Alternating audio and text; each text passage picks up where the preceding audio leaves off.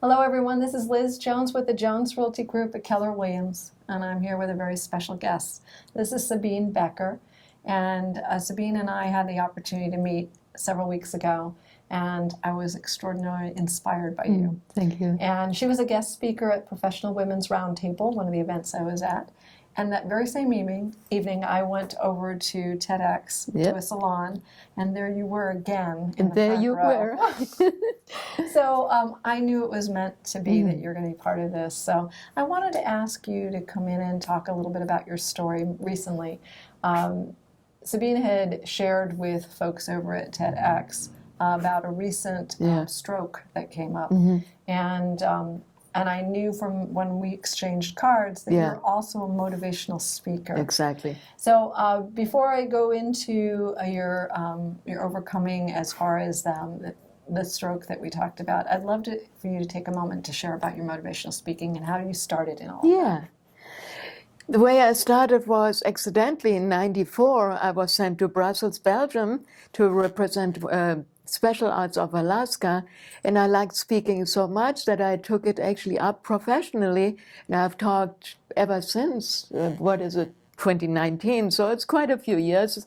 And I love speaking because I really believe to make a difference in people's lives. Because as you all can see, I was born with very small arms due to the drug thalidomide, which was a sedative given to pregnant women in Germany in between 1957 and 1961, and it was believed to be safe, but due to very little. Now I'm stumbling. Can you cut that out? Yeah, sure. Yeah, we definitely can. Okay. Due to very little research, if a drug was actually safe, about 20,000 babies were born with no arms and no legs. And actually 60% of these babies never saw their first birthday. So it was a difficult time, and I had to figure out, how do you function without arms? What do you do? But what I did was using my feet as my arms, and what you all do with your hands, I do with my feet. That's right. And I even drive my non-modified car. So since age of 18. Wow. And this is how I've learned to function in life. I'm pretty good. I had a regular life. I got married. I had a child. Now I have 3 grandchildren. Oh, congratulations. Yeah. And so I've been speaking for years and years and years. And suddenly, May 2012, I was driving with a passenger, but I was doing the driving in New Mexico, in the mountains of New Mexico. And suddenly, right while I was driving, I had a massive stroke. And I passed, not a good place, Liz. No, not while you're driving. No. Never a good place to have a stroke, but driving is one of the worst. And I passed out. And as I was passing out, my foot was accidentally even stepping more on the accelerator. So you were going faster and faster. Yeah, I was going faster and faster and faster, all the way up to 85 miles per hour. In the mountains. In the mountains of northern New Mexico. Yeah, but thankfully I had a passenger with me, and who really kept his composure. And he grabbed the steering wheel, and somehow my foot fell off the accelerator, and that's how my car slowed down. Wow. But it was in the middle of nowhere in the mountains of northern New Mexico, and just to get the helicopter in there was quite a feat. And that's why so much precious time was lost. And I barely qualified for the drug TPA, which is blood clot dissolving drug. There's a 3-hour window, and I made it within 15 minutes, so 2 hours, 45 minutes. And so if I wouldn't have had the TPA, the blood clot busting drug, I wouldn't be here.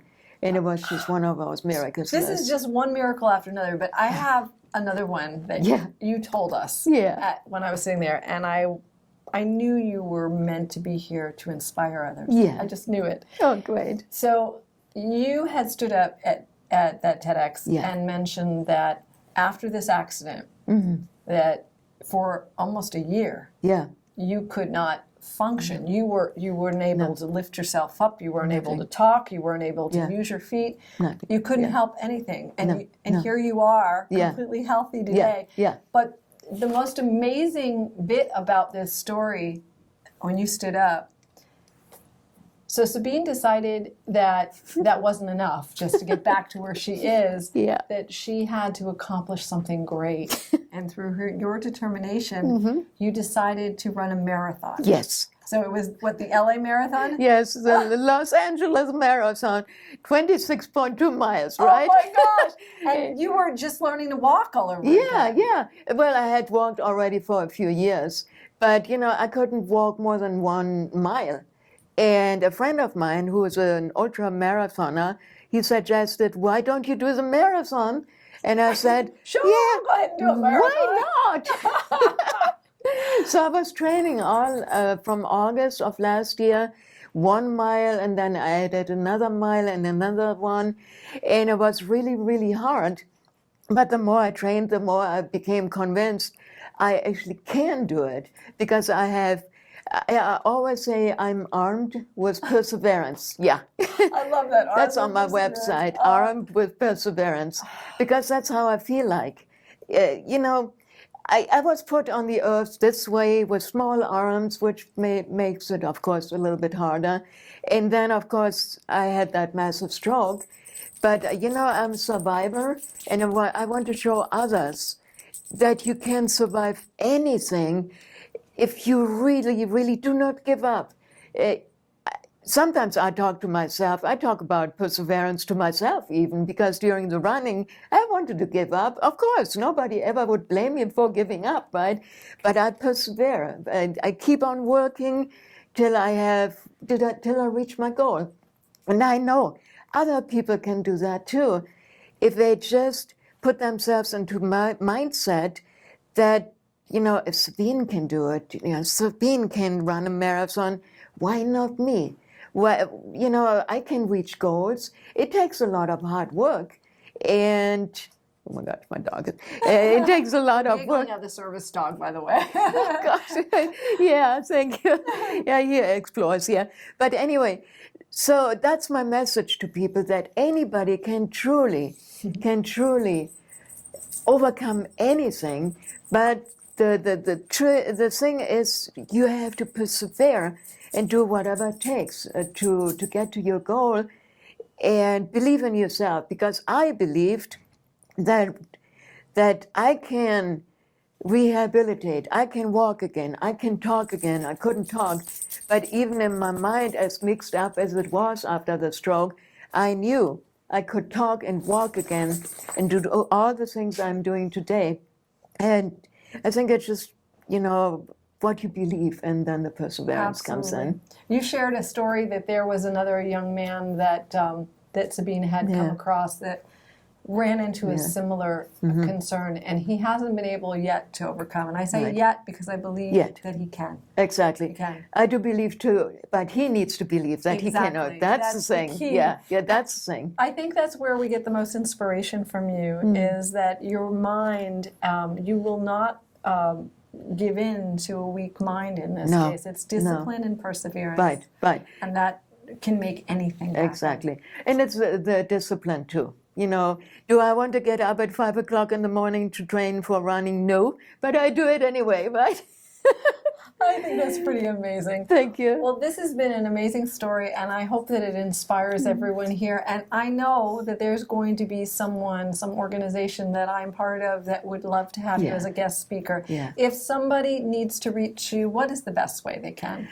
The best way is look me up on the web. I have a website, handsfreeliving.org, like hands-free, right? Living, or org. And my phone number is 505-702-1658. You can text or call and get in touch with me, because I hope to be really an inspiring speaker for your next event. Oh, we know that's the truth. Yeah. Sabine, thank you so much for being part of our video and our audience today. You're very inspiring. Thank you, Liz. I'm Liz Jones with the Jones Realty Group. Until the next time.